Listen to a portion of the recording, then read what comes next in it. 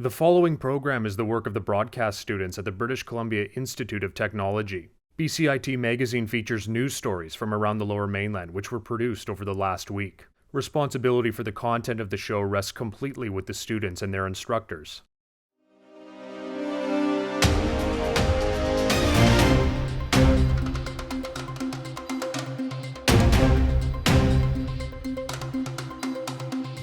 Coming up on BCIT Magazine's Spring Edition show, risky business, BC's effort to reduce the wildfire threat.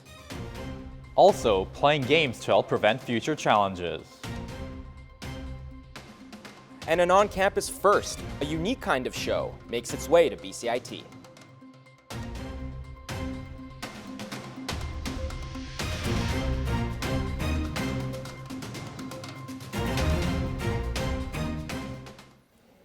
Hello and thank you for joining us. I'm Anthony Atanisov. And I'm Sean Park. Welcome to BCIT Magazine. Here's what's been happening around our community and in the Lower Mainland. Forest fire experts are stepping up their efforts to try to prevent a repeat of last year's devastating wildfire season. As senior producer Aliyah Andrews reports, they say the best way could be to fight fire with fire. The green canopy of trees in BC forests right now is a stark contrast to what we saw across the province just a few months ago. Wildfires ravaged vast areas of BC last year. BC Wildfire's annual report shows 2.84 million hectares of forest was burned, reading, "This is the most hectares burned in a wildfire season in BC's recorded history." There is a deficit in the way we are currently managing this problem, and there's room for improvement. Justin Perry is an instructor in BCIT's Forest and Natural Areas Management Program. He recently presented at TEDx Abbotsford, where he discussed the benefits of more controlled burnings to combat out-of-control wildfires. If we have fires that burn during very dry, hot conditions, it's like throwing a lit match into a pile of hay. Everything burns and there's nothing left behind. But if we do controlled cultural burning, prescribed burning, it creates conditions for that environment to be more resilient to future fires. Wildfire BC says a prescribed burn is the planned and intentional use of fire on a land area. While these ignitions do aid the severity of a fire, it takes crucial planning from professionals. We want to intervene and remove those fuels before the fire decides to do it on its own terms. We look at things like terrain. We involve fire behavior specialists, and there's a lot of planning that goes in place before we even think about conducting such a burn. North of Mission at Davis Lake Provincial Park, a 215-hectare wildfire was extinguished with the help of a controlled burn in July. The Davis Lake fire, very successful. When you go out there today, you will actually see the mortality of trees that are still living. So far, the province has 61 prescribed burns planned for ignition in the cooler spring months. The hope is we won't see a repeat of last year's devastating wildfire season. I'm Aliyah Andrews in Mission for BCIT Magazine. Now to a different fight, climate change. UBC students showcased a variety of sustainability projects to push the future of green power. Our reporter Caitlin No explains why student-led initiatives are important for climate awareness. With every potted plant, students learn about local sustainable initiatives accessible around them. This is all part of the first ever Climate Fest, hosted by the UBC Alma Mater Society. As part of Climate Fest, students can take home a potted plant and learn about how biodiversity contributes to climate change. Organizers say the focus on student-led initiatives shows that sustainability can start from one individual or a small group of students. The goal of Climate Fest is to ensure that students are aware of the resources and also the opportunities that they can get involved with when it comes to sustainability. Students also toured around booths at the UBC Student Nest building, where they learned about sustainable projects and resources. This is a vertical wind turbine. So it's meant to be used in more enclosed spaces, perhaps in urban areas or places with a lot of tree coverage. Participants said Climate Fest is an important event for youth to become climate aware. It's important for me to just help others understand what sustainability is, how they can make a difference. It's important for students to get to know local groups that are engaged in climate action I think a lot of people want to help and they have really good intentions and are feeling climate anxiety. Community organizations and faculty staff also hosted booths to show students climate-conscious resources. As they always say, youth is our power, and so having youth behind this, it doesn't seem like us old people are really getting on board and affecting it properly, and I think the youth today actually understands the problem and wants to fix it. It's really easy just to make simple, small changes that are more sustainable, and collectively, if everybody is doing the small, simple changes, it results in a big action. The organizers say they are hoping for Climate Fest to become an annual event that can represent climate action in the student body. Caitlin O in Vancouver for BCIT Magazine. Speaking of climate, although we're anticipating an early spring, the winter weather isn't over quite yet. Environment Canada expects a heavy mixture of snow and rain throughout the week, and temperatures are expected to dip below 0 degrees in the Lower Mainland. A new Westminster museum is expanding its Indigenous exhibits, exposing a new generation to BC's history. My co-anchor Sean Park explains how crucial financial contributions are keeping these galleries alive. The Fraser River Discovery Centre held interactive events to recover from low visitor numbers during the COVID-19 pandemic. Yeah, so this is a scavenger hunt where you're going to be learning about a very interesting bird species while exploring the exhibition inside. These little scientists came by to experience what they missed out during the lockdown. Normally it feels a lot more plain, but now it's kind of feeling like more open and more like exciting. Both Laura and Luca said visiting museums during COVID was limiting, and it was hard to spend time looking at all the exhibits.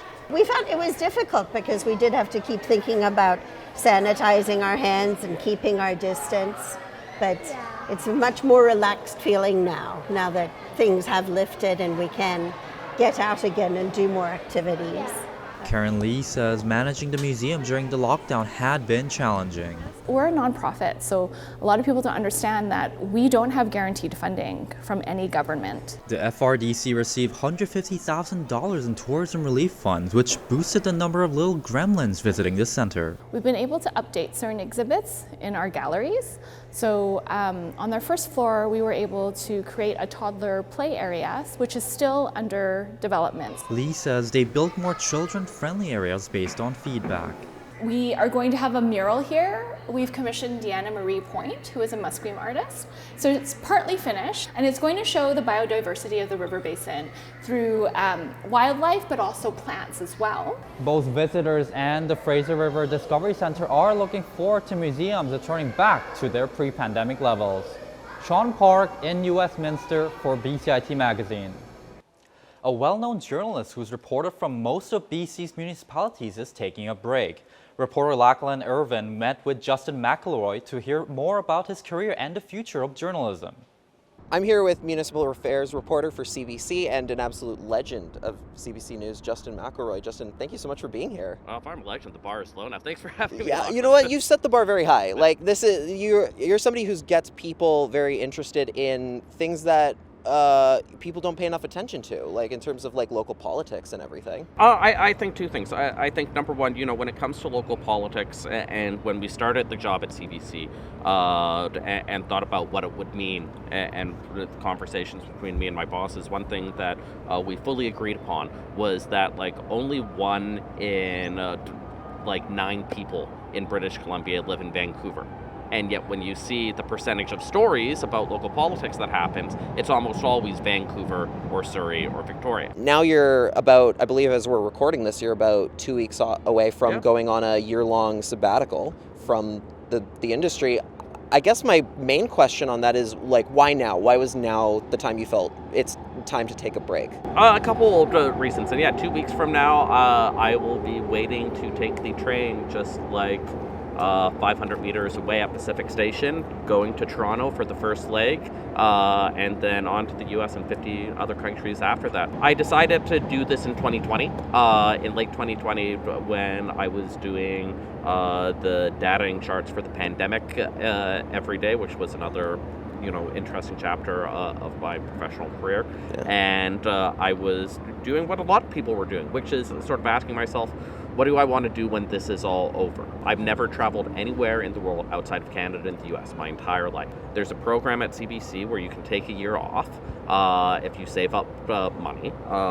And then the more I thought about it, the more I was like, this could be the greatest experience ever. I really, really, really want to do this. If you were to give advice to people who are in the journalism now or are thinking about getting into journalism in the future, especially when it does seem like things are maybe not the healthiest on in the industry, like what advice would you be giving to people on their future and their career? There are a lot of depressing stories right now. We've talked about them, and yeah. No one should sugarcoat that.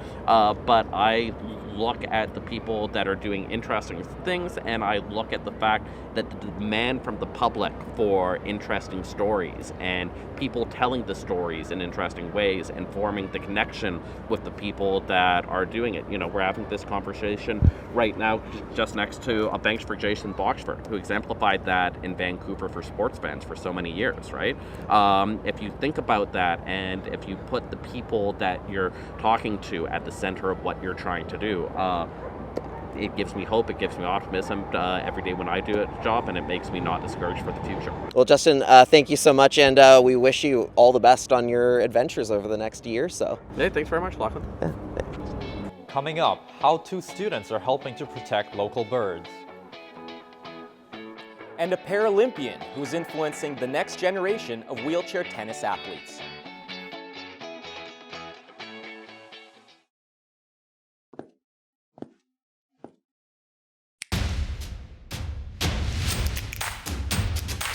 In Burnaby for BCIT Magazine.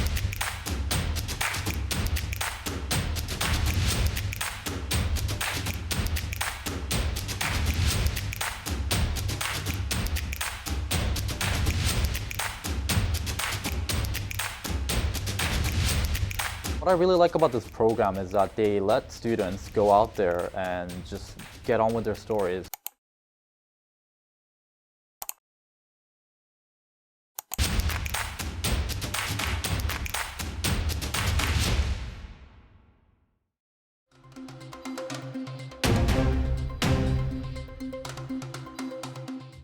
Welcome back to BCIT Magazine. Elementary kids are flocking to a new exhibit at Science World. As Liam Higgs discovers, children are embracing familiar technology to help save the planet. It may look like just fun and games, but these augmented reality experiences teach kids how to deal with problems we may not even know about. Half of the jobs that kids are going to have in the future don't exist yet. And all these different things that they're going to be faced with solving don't exist yet. So to give them this opportunity to just practice building that tool set of skills that are going to help them is so, so important. The Dream Tomorrow Today exhibit created by Flying Fish is making its first public appearance here at Science World. It's been open for 2 weeks so far.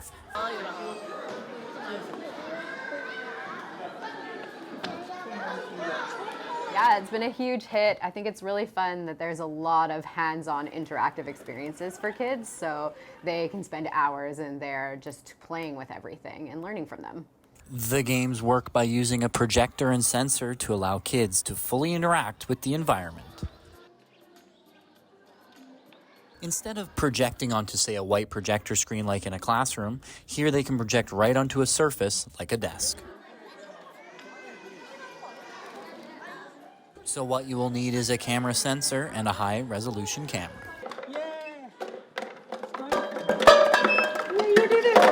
It's an opportunity that kids seem to enjoy, which raises the question, how close are we to having this kind of tech in classrooms? There are various people working, of course, on bringing this kind of tech into classrooms. I think it's relatively low cost. Frankly, I think there's actually really good questions as to why this isn't kind of a more popular technique. The exhibit is open until early May, then it will go back on the road. Liam Higgs in Vancouver for BCIT Magazine. Burnaby City Council and the Community Safety Committee are looking to add defibrillators to outdoor sports venues. A petition was brought to the city with over 200 signatures along with support from BC Children's Hospital, the BC Soccer Association, and the Burnaby Football Club. Each defibrillator will cost $3,000.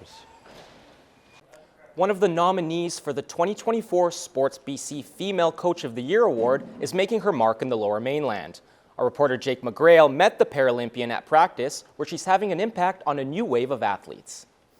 You want it to be more like straight up and down, so you're getting the back of the ball and you're doing this.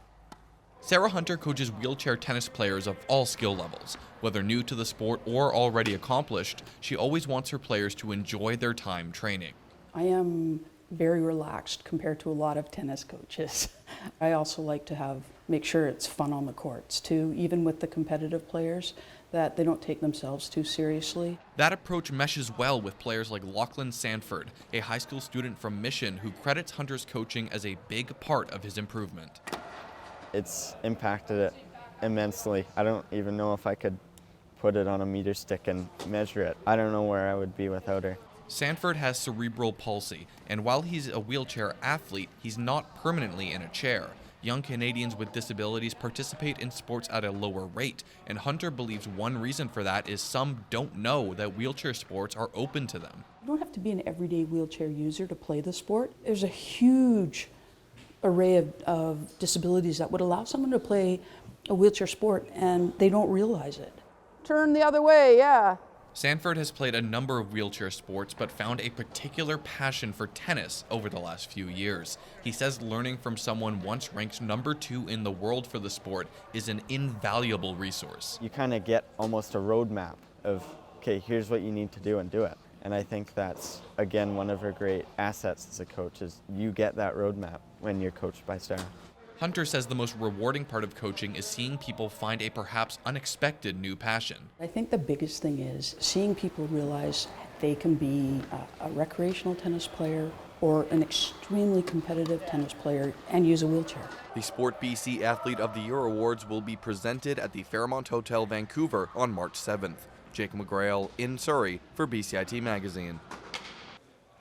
Jake is here with us now. Jake, is it Sarah Hunter's first time being up for a Sport BC award? Well, when she arrives here at the Fairmont, it'll be her first time being nominated as a coach. But as a player, she received the Harry Jerome Comeback Award in 2014. That was after she successfully returned to top-level play following a wrist and shoulder injury that caused her to miss the better part of 2 seasons. And besides tennis, what other wheelchair sports are available for people in BC? Well, wheelchair basketball is one of the most popular sports, and there are several organizations that offer it. Sarah Hunter's organization, the Wheelchair Sports Association, offers 2 core sports in addition to tennis. There's wheelchair rugby, which combines elements of rugby, basketball, and handball together, and there's also wheelchair athletics, which encompasses various track and field events. 2 Langley ecology students have started a unique project to provide housing for some feathered friends. Reporter Abby Francis tells us why duck boxes are important for wild birds. Wood ducks are a waterfowl commonly found across the Lower Mainland, but with urbanization, they rely heavily on man-made nests, known as duck boxes, to raise their young. They're secondary cavity nesters, so that means that they don't build their own nest material. For Jaylene Braithwaite and Lauren McKenna, building and maintaining duck boxes started as a restoration conservation project for school, but quickly turned into a lifelong passion project. My friend Lauren and I decided to put up some wood duck boxes around the Trinity Pond. We had a friend, Larry Woodrow, who has been doing it for about 30 years now, and he wanted to pass on his talent and the boxes that he maintenances or checks on and fixes and keeps up throughout the years to the next generations. Braithwaite says wood ducks prefer to nest in large cavities of decaying trees or previously used nests. McKenna says the project is studying how wood ducks use different box designs. Wood ducks like to perch on top of their homes, so they really like a flat surface to sit on. So with this specific duck box behind me, we've gone with a flat top. She says other alterations they've made are adding hatches to the front so fledglings can climb out, and adding an opening bottom to make cleaning the boxes easier. The goal for this project is to help preserve the wood duck population, and it is to help us understand how to better preserve their population. Braithwaite says although they're nearing graduation, they're going to continue on with the project indefinitely. I love ecology. I love learning about creation and the way that things function together. I think that we are a part of the ecosystem, and that's something that can kind of get overlooked, but in reality we are a part of it. So I feel like it's so important just to ground yourself in ecology and in nature. Braithwaite and McKenna currently have 3 boxes around Trinity Western University, 2 in Fort Langley, and 3 around Houston Trail. Abby Francis, BCIT Magazine. For some post-secondary students with limited time and money, cooking can be a challenge, but it doesn't have to be. Reporter Liam Higgs met with a chef to learn how to create a delicious dish in a pinch. Hi, my name is Liam Higgs. We're here for BCIT News. I'm with Nick Cormier doing spaghetti carbonara. Nick, run us through the dish. Spaghetti carbonara is a classic Italian staple where you fry up some bacon, you cook up your pasta in the meanwhile, and you put the pasta in the kind of sautéed bacon mixture right as it's nice and hot. Get that all stirred up around, crack an egg in there, and you pretty much have the dish right there. We're going for the old Italian method of quanto basta, which means the right amount. So we're not measuring anything, we're just going based on how it feels and how it looks. Fair enough. So we need to cut bacon into small bits. We need to grate cheese, and we need to Peel the garlic and smash the garlic. Yeah, exactly. So what do you feel most comfortable doing? I can cut the bacon and cheese or grate the Parmesan first, I guess. I've done both of those things, so why not?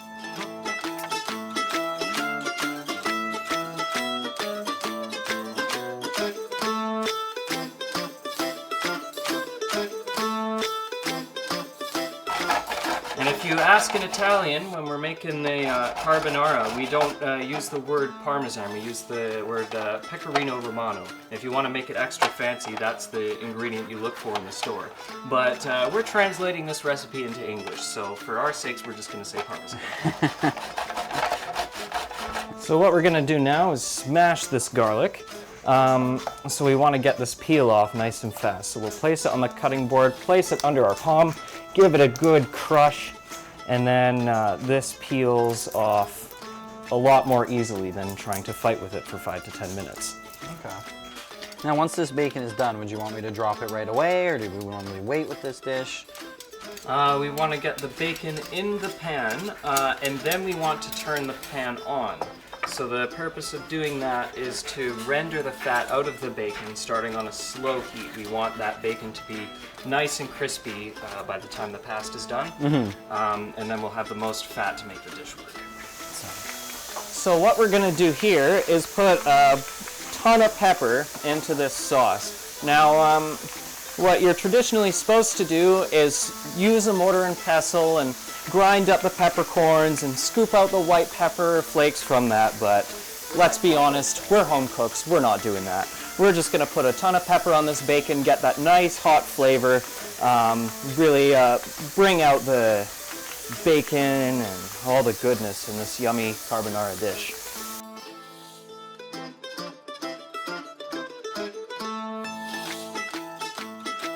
The right amount? Yes, exactly. And keeping in mind that leftover pasta is not such a bad thing. No, I enjoy it. Yes, indeed. So this is about the diameter of a quarter, give or take. So that should be good enough for 2 to 3 people, which we're just cooking a little bit here, so that should work.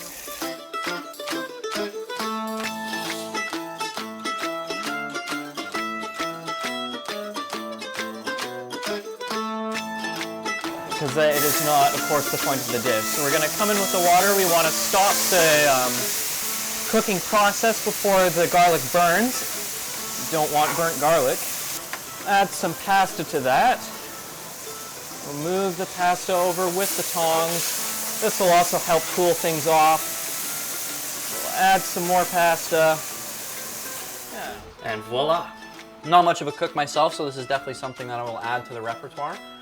And yeah, that was BCIT News, and that was how to make spaghetti carbonara with Nick Cormier. After the break, the importance of anime clubs in school communities. And why UBC offered up a special celebration for Lunar New Year. That and more when BCIT Magazine continues. Yup, that's me. And you're probably wondering how I ended up in this situation.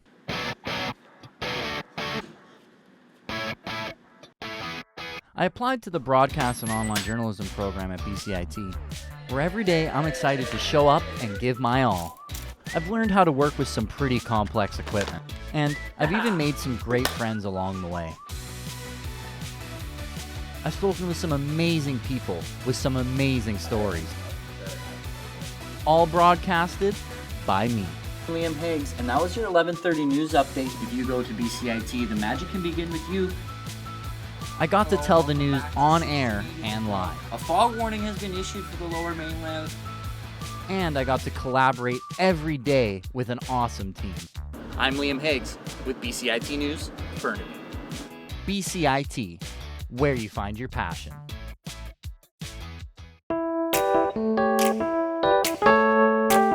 Hi, I'm Caitlin No, and you're watching Community Calendar. On this episode, we'll be looking at events happening during BCIT spring break. Have you ever dreamed of seeing a monster truck in real life? Well, you're in luck because Monster Jam is coming to Vancouver March 8th to 10th at the Pacific Coliseum. If crashing monster trucks aren't your speed, you can enjoy a relaxing night of stargazing at SFU's observatory. Are you bored of playing the same games over and over again? Well, there's a swap meet in Delta on March 9th where you can trade board games. Are you looking for a fun way to end off your spring break? Well, you can celebrate St. Patrick's Day at Celtic Fest with a full day of live music on March 16th. Those are some events to make your spring break a little more exciting. I'm Caitlin No, and thanks for watching Community Calendar.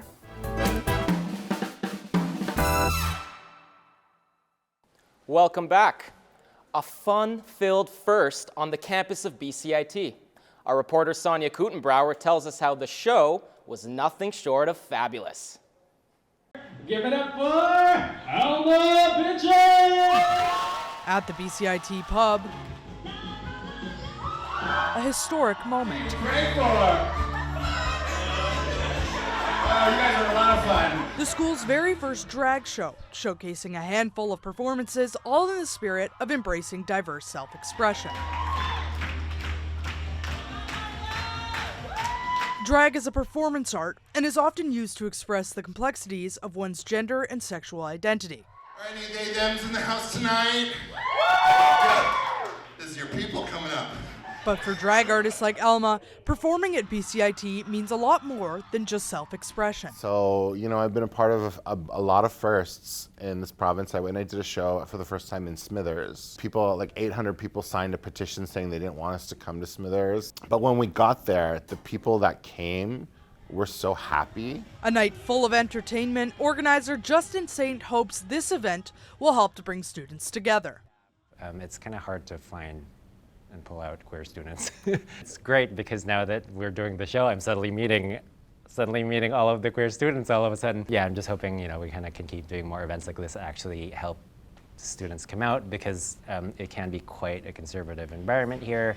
The show featured a wide variety of expressions and styles, a move these artists felt very personally. Yeah, I never thought like drag was for me because what I was seeing when I first came around, like it was just like people wanting to look like women, like real women or whatever that means, right? But then I went to places like San Francisco and I went to some legendary shows that were there and I just saw all sorts of different stuff that I wasn't seeing where I lived. While drag is largely popular within the queer community, the event welcomed people of all identities. How many people identify as straight? You know what, I just want to say, I'm totally okay with your lifestyle. But not without a little sarcasm. Sonia Kutenbrauer in Burnaby for BCIT Magazine. Leap year is here, and today we're celebrating the special day with a fun fact. According to UNAS Khan, physics professor at the University of Alabama, without leap years, eventually summertime would fall in November, and then there would be no snow for Christmas. Lunar New Year celebrations are traditionally held in Chinatown and Richmond, but this year, UBC offered a new place to party. My co-anchor Anthony Atanasoff found out how it helps students and the community connect with their culture. On the campus of UBC, they are celebrating the Year of the Dragon. Featuring a diverse range of art and ways of expressing Asian culture, organizers wanted to represent the large international family population at UBC, which had nowhere nearby to celebrate an important part of their culture.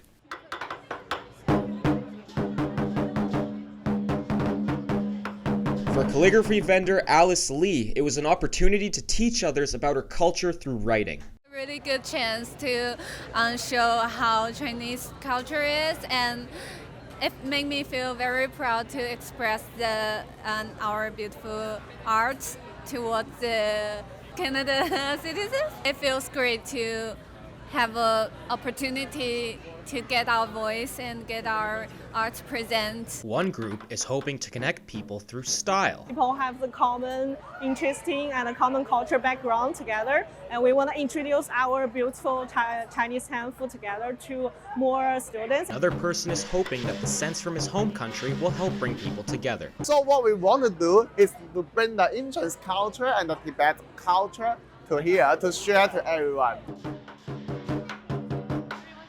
For some UBC students, it was a chance to learn more about their culture. Like-minded people and people that we can just share interests and similarities to, and just seeing how everyone represents art differently. And it feels good to support other people that are, similar culture and whatnot. This is like the first time where I was where there's like all these Lunar New Year festivities, so it's really neat to see everything that's going on today.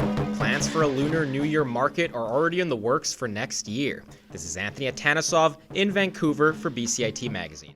The Toronto Blue Jays spring training is underway in Florida, and there are multiple local connections on the field. Many are competing for roster spots after a championship-winning 2023 seasons with the Jays affiliate, Vancouver Canadians.